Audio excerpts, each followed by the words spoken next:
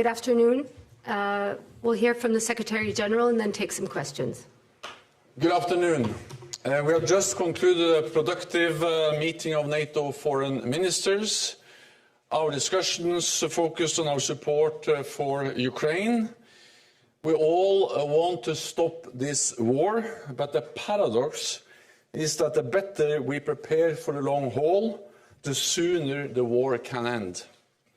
Russia must understand that it cannot wait us out. No final decisions were made today, but we made significant progress on 3 issues. First, NATO's plans to play a greater coordinating role in the provision of equipment and training. Practically all military aid to Ukraine, 99%, comes from NATO allies. So it makes sense that NATO should play a greater role in these efforts.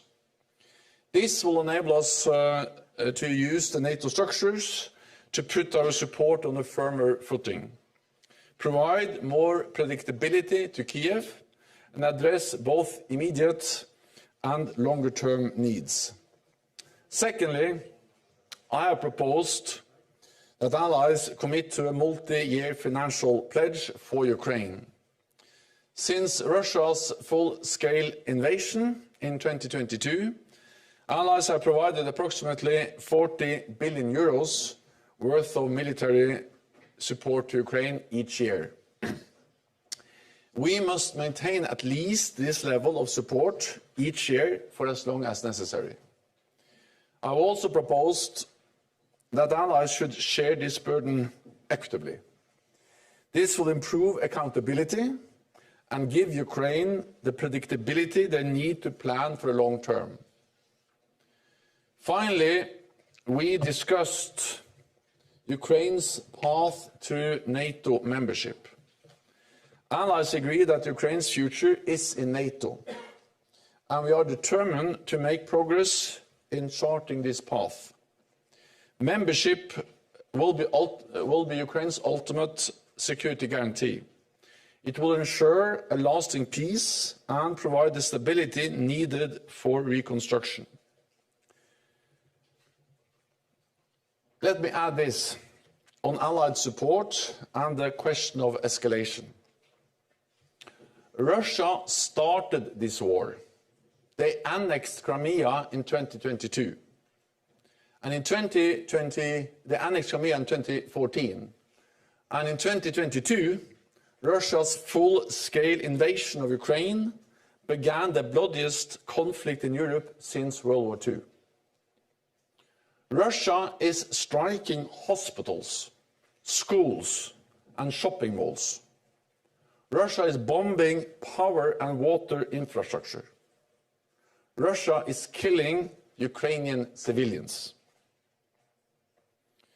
Ukraine is defending itself from appalling Russian brutality. So let me be clear. Self-defense is not escalation. Self-defense is a fundamental right. It is enshrined in the UN Charter. Ukraine has the right and the responsibility to protect its people. And we have the right to help Ukraine uphold its right of self-defense. Of course, Russia doesn't like this. At every stage of this war, Russia has complained, threatened, and saber-rattled. Putin wanted to deter NATO allies from supporting Ukraine. But we are not, and we will not be deterred. Russia is the one attacking.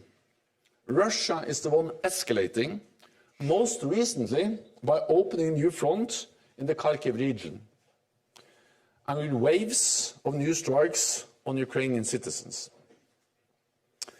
As the war has evolved, our support has evolved, and it will continue to evolve.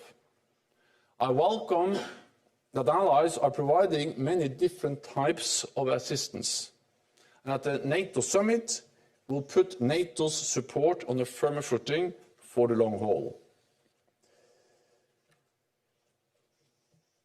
Thank you, Secretary General. I'll start with Bloomberg. Andrea. Secretary General, how confident are you that allies will agree on any fresh funding for the multi-year aid commitment to Ukraine? Well, we are speaking about money for the future, and that's per definition fresh. We have already spent roughly 40 billion per year so far. What I'm asking allies to do is to commit that for the following years. And that's new money, because that's money which is not there now. And the important thing is that we need predictability. We need a firm commitment for the long haul to ensure that Ukraine is able to plan, to ensure that Ukraine has the predictability they need to conduct this war, self-defense, but also to send a message to Moscow that Moscow cannot wait us out. So the more clear it is that we are prepared for long haul, the sooner this war can end. Because the sooner President Putin realizes that he cannot win this war, we will be there for as long as necessary. Let me just add before we continue that I would also like to thank the Czech authorities, the Czech government, and the Foreign Minister for hosting this event. The Foreign Ministerial has been excellent, and the surroundings, the city of Prague, the castle, has been an excellent venue for a very important Foreign Ministerial meeting in NATO. Okay, thank you. Oh, Czech TV. Secretary General, could you provide us a bit more details about the future of Ukraine in NATO?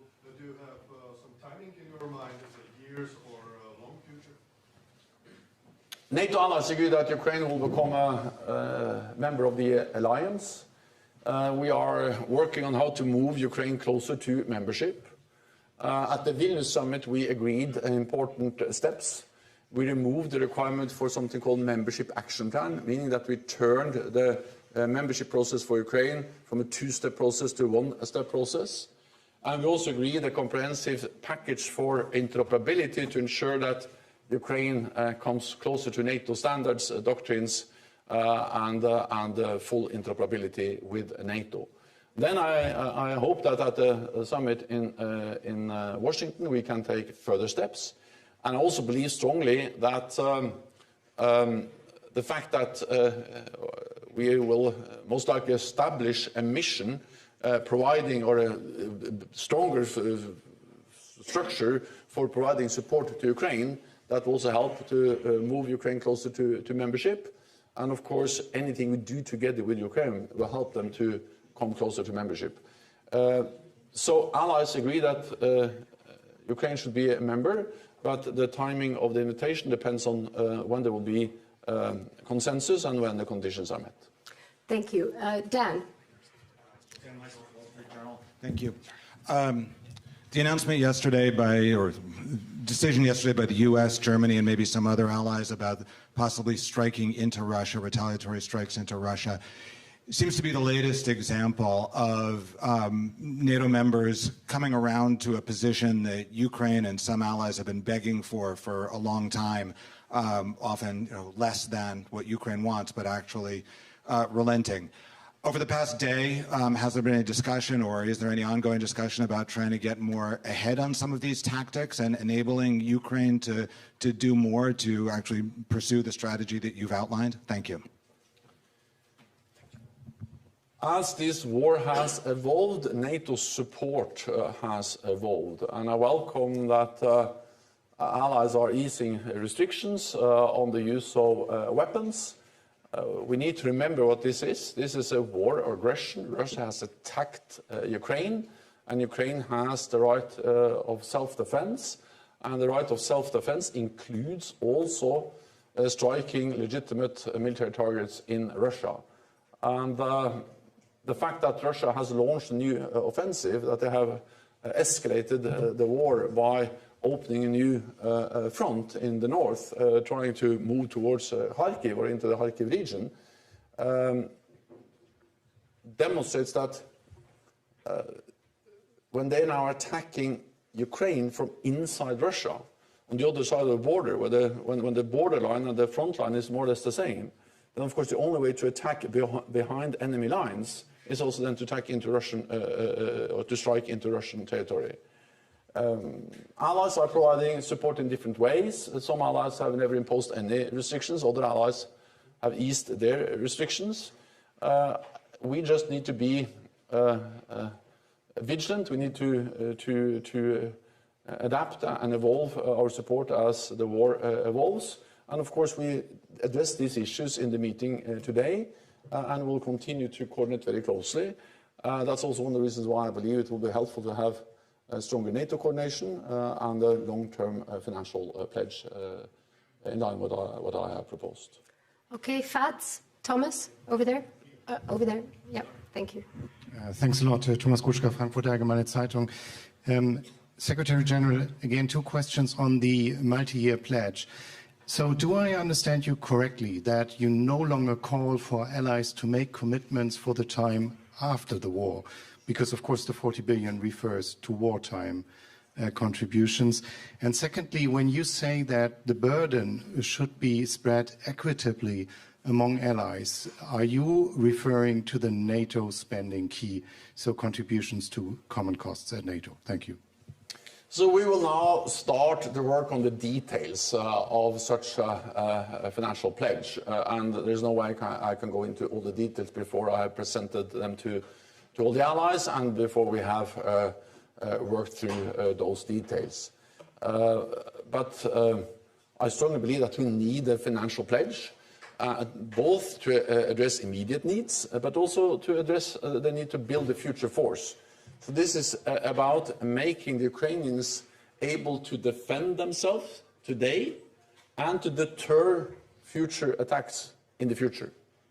So it's a combination of short-term and long-term.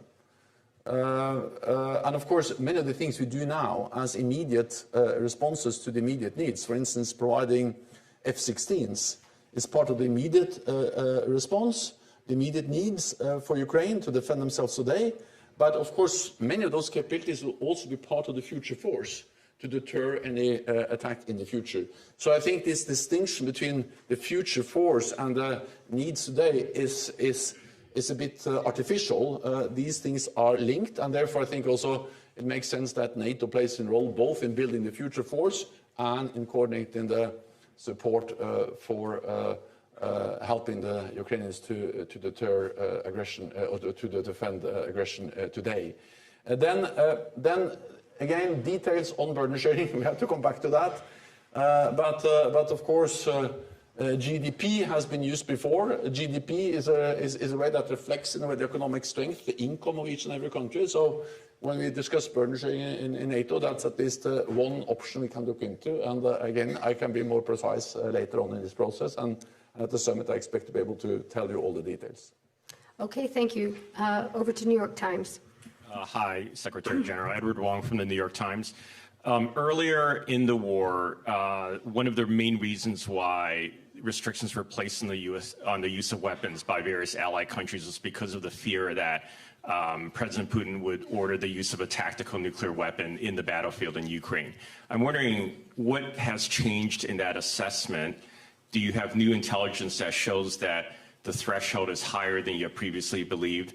Do you think that the allied countries made a mistake earlier in being too fearful of this? And have China and India exercised influence with Putin since then?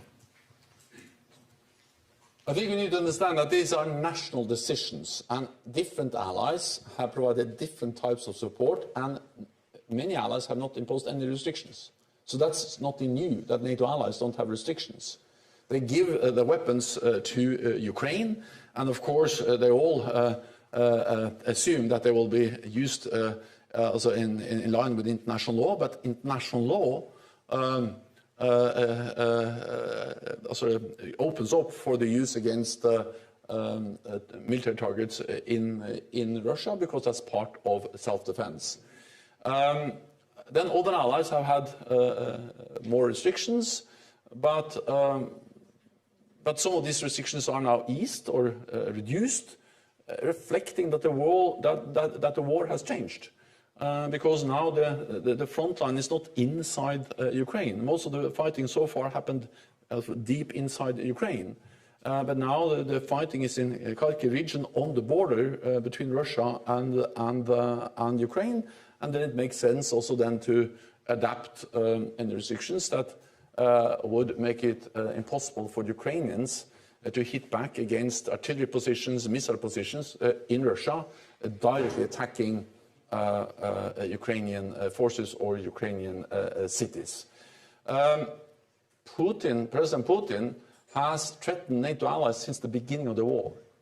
He has been out there again and again. Actually, the day before the invasion, he gave a speech where he threatened any ally that provided support to Ukraine. But we are not being deterred. Because if we had been deterred by that message, then we couldn't have given any support. He tried to prevent us from giving any military support. They tried to prevent us from providing armor, advanced missile systems, fighter jets, and we have evolved and stepped up our support because we strongly believe that Ukraine has the right for self-defense, and we have the right to help Ukraine upholding the right of self-defense. Okay, thank you. European Pravda. Thank you. European Pravda Ukraine. I have a question about this long-term support. We know that some allies are not willing to provide Ukraine with military assistance. How do you see, could this decision be adopted in a way that it would not be able to veto it if one country decides not to grant military assistance to Ukraine? Thank you. I'm confident that we will reach good conclusions that will ensure that NATO allies, of course, will continue to provide support to Ukraine, and that will have a stronger NATO framework around that support to ensure coordination and predictability and accountability. Because we need to ensure that when support is announced, pledged, that actually that turns into real deliveries to Ukraine. And we have seen some discrepancies between what has been promised and what has been delivered. So for better coordination, for better compliance, or for ensuring predictability, I strongly believe that NATO should play a bigger role in coordinating this support. And we will find ways to ensure that that this is decisions that will work and will not be blocked. So I will not make my job easier if I share with you all the details of how we are discussing these issues. So at the end of the day, I will present you with a beautiful conclusion, and then I can tell all the details. Okay, the lady in the fourth row. Thank you, sir. Chinese defense minister today denied again that China is providing any assistance to Russia's war effort, saying it was impartial in the matter and that it strictly controls its military exports. Meanwhile, of course, the U.S. Deputy Secretary of State has said this week that it's a sustained effort backed by PRC leadership and designed to give Russia every support. A UK official recently suggested that lethal aid is on its way to Beijing. So, after these months of sustained diplomatic pressure, what is NATO observing in the trends in China? Is its increase for Russia, is its support for Russia increasing, and is lethal aid a possibility? Thank you. China is propping up Russia's war economy. Russia would not have been able to conduct the war of aggression against Ukraine without the support from China.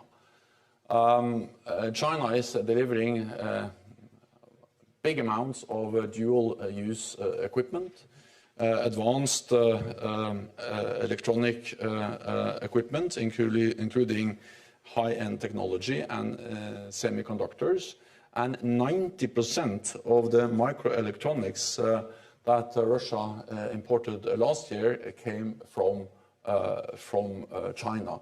And without these advanced high-end products, Russia would not have been able to produce the missiles, the bombs, the planes they are producing to attack Ukraine. So there is no doubt that China is playing a key role in enabling the Russians to produce the weapons they use to attack Ukraine. And in return, Moscow is mortgaging its future to Beijing.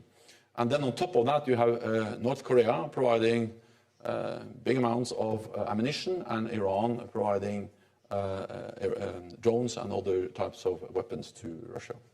Okay, one last question for Asahi Shimbun, please. Go ahead.